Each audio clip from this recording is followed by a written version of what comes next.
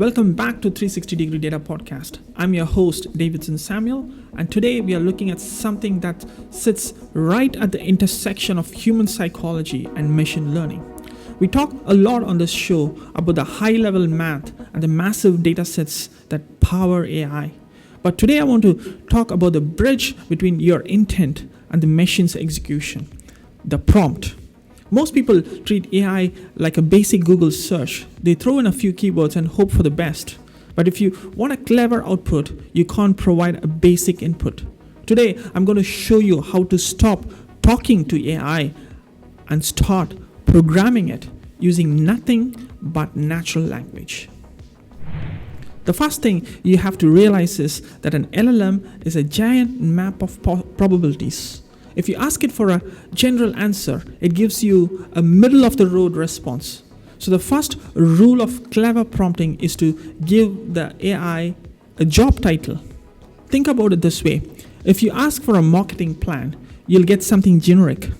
But if you tell the AI, you are a chief growth officer at a Series B SaaS startup with a penchant for contrarian strategies, the entire tone shifts. By defining a persona, you're essentially telling the model to ignore the millions of low-quality examples in its training data and focus specifically on the professional, high-signal language of an expert. Don't just ask for an answer, demand a perspective. Now, once you've set the stage, you need to manage how the AI actually thinks. There's a technique that feels like a cheat code, and it's called chain of thought prompting. Here's the reality. LLMs predict the next word in a sequence. If you ask a complex logic question, the model might rush to a conclusion and trip over its own feet.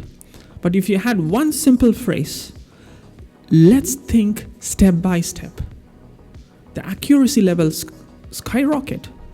When you do this, you're forcing the model to output its logic before it gives you the final answer. It's the equivalent of giving a student a scratch pad.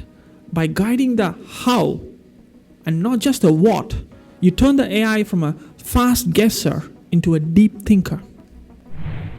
The third trick is one that most people miss. And it's actually about what you don't say. A hallmark of a clever prompt isn't just the instructions you include, it's the negative constraints you set. We all know that AI voice, the one that uses words like delve, unlock, or comprehensive in every other sentence. If you want a punchy summary, don't just say summarize it. Tell the AI, summarize this in 3 bullet points. Avoid corporate jargon. Do not use the word harness or revolutionize.